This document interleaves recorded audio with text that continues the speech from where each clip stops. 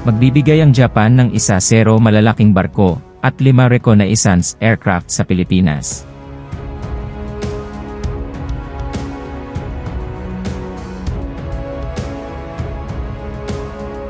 Noong Martes, ang punong ministro ng Japan ay sumang-ayon na magbigay ng 2 malalaking patrol boat at magpahiram ng hanggang 5 second-hand surveillance aircraft sa Pilipinas, sinabi ng isang tagapagsalita ng pamahalaan ng Japan, habang ang dalawang bansa ay nakikibahagi sa isang teritorial na hindi pagkakaunawaan sa China. Ang punong ministro ng Hapon at ang Pangulo ng Pilipinas na si Marcos Jr. ay sumang-ayon sa Vientiane na palakasin ang kooperasyon upang matiyak ang mapayapang paglutas ng hindi pagkakaunawaan sa South China Sea, sabi ng Deputy Chief Cabinet Secretary ng Japan. Inaangkin ng China ang karamihan sa South China Sea, kung saan higit sa $5 trilyon sa kalakalan ang dumadaan taon-taon. Ang Brunei, Malaysia, Pilipinas, Taiwan at Vietnam ay may mga nakikipagkumpetensyang claim.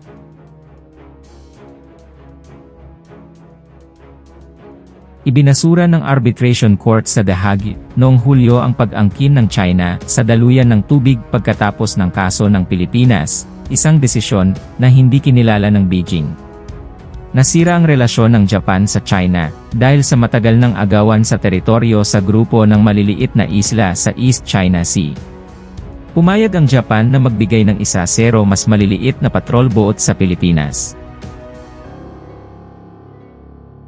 Ang pagkakaloob ng 10 malalaking barko at 5 reconnaissance plane ng Japan sa Pilipinas ay nagmamarka ng isang makabuluhang hakbang sa pagpapatibay ng mga kakayahan sa seguridad sa dagat ng bansa sa Southeast Asia. Ang anunsyo ay dumating sa gitna ng tumitinding tensyon sa South China Sea, kung saan maraming bansa, kabilang ang Pilipinas at China, ang may magkakapatong na pag-angkin sa teritoryo.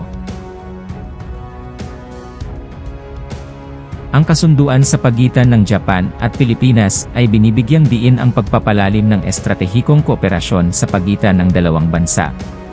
Sinasalamin nito ang pangako ng Japan na suportahan ang mga kaalyado nito sa rehiyon sa pagpapanatili ng kapayapaan at katatagan sa harap ng mga alitan sa dagat.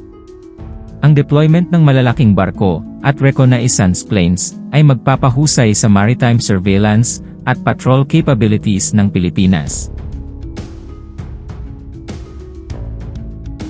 Ang mga ari-arian na ito ay gaganap ng isang mahalagang papel sa pagsubaybay sa mga aktibidad sa dagat, pag-iingat sa mga teritorial na tubig, at pagpigil sa iligal na pangingisda, smuggling, at iba pang mga paglabag sa dagat.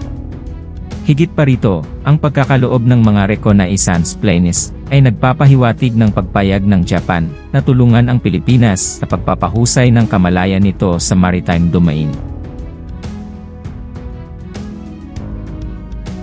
Ang mga sasakyang panghimpapawid na ito, na nilagyan ng mga advanced na teknolohiya sa pagsubaybay, ay magbibigay daan sa Pilipinas na magsagawa ng mga aerial reconnaissance mission at mangalap ng real-time na intelligence sa mga aktibidad sa maritime sa paligid nito.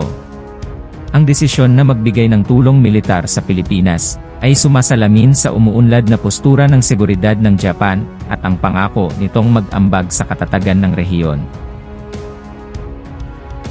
Sa nakalipas na mga taon, hinangad ng Japan na palawakin ang pakikipagtulungan sa pagtatanggol nito sa mga bansang may kaparehong pag-iisip sa rehiyon ng Indo-Pacific upang mabalanse ang lumalagong paninindigan ng China at pangalagaan ang magkakabahaging interes sa dagat.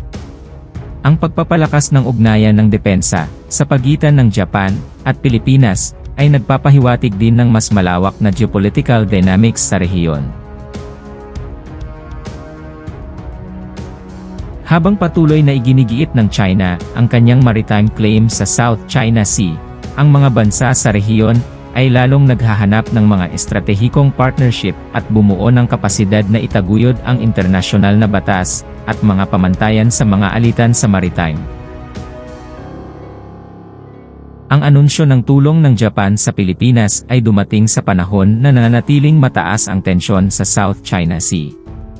Ang rehiyon ay naging hotspot ng geopolitical competition, kung saan iginiit ng China ang malawak nitong pag-angkin sa teritoryo at nagsasagawa ng malawak na pagsisikap sa militarisasyon sa mga artipisyal na isla. Bilang tugon sa assertive actions ng China, ang mga bansang tulad ng Pilipinas ay naghangad na palakasin ang kanilang mga kakayahan sa dagat at palakasin ang mga alyansa sa mga kasosyo tulad ng Japan at United States. Ang pagkakaloob ng malalaking barko at reconnaissance plane ng Japan ay makatutulong sa patuloy na pagsisikap ng Pilipinas na gawing moderno ang sandatahang lakas nito at pahusayin ang mga kakayahan sa pagtatanggol sa dagat. Ang tulong na ibinigay ng Japan ay sumasalamin din sa isang mas malawak na takbo ng pagpapalalim ng kooperasyong pansiguridad sa pagitan ng Japan at mga bansa sa Southeast Asia. Sa nakalipas na mga taon, pinaigting ng Japan ang pakikipag-ugnayan nito sa mga kasosyo sa rehiyon sa pamamagitan ng mga inisyatiba tulad ng Free and Open Indo-Pacific (FOIP) na diskarte, ang ASEAN Outlook on the Indo-Pacific. Higit pa rito, binibigyang diin ng tulong ng Japan sa Pilipinas ang kahalagahan ng multilateral na kooperasyon sa pagtugon sa mga ibinahaging hamon sa seguridad sa rehiyon ng Indo-Pacific. Sa pamamagitan ng pagtutulungan, mabisang mapipigilan ng mga bansa ang pagsalakay, itaguyod ang katatagan, at itaguyod ang kaayusan na nakabatay sa mga panuntunan sa mga maritime domain.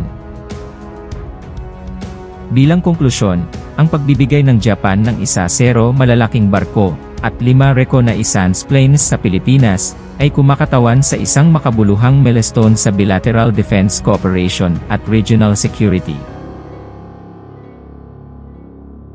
Habang patuloy na umuusok ang tensyon sa dagat sa South China Sea, binibigyang diin ng naturang tulong ang kahalagahan ng sama-samang pagkilos at estratehikong pakikipagtulungan sa pangangalaga sa kapayapaan at katatagan sa Indo-Pacific.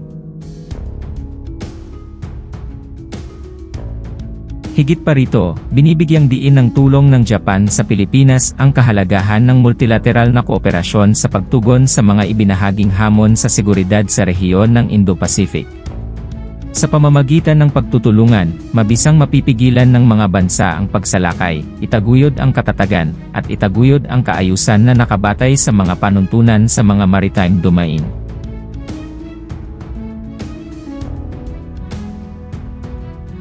Bilang konklusyon, ang pagbibigay ng Japan ng 10 malalaking barko at 5 reconnaissance planes sa Pilipinas ay kumakatawan sa isang makabuluhang milestone sa bilateral defense cooperation at regional security.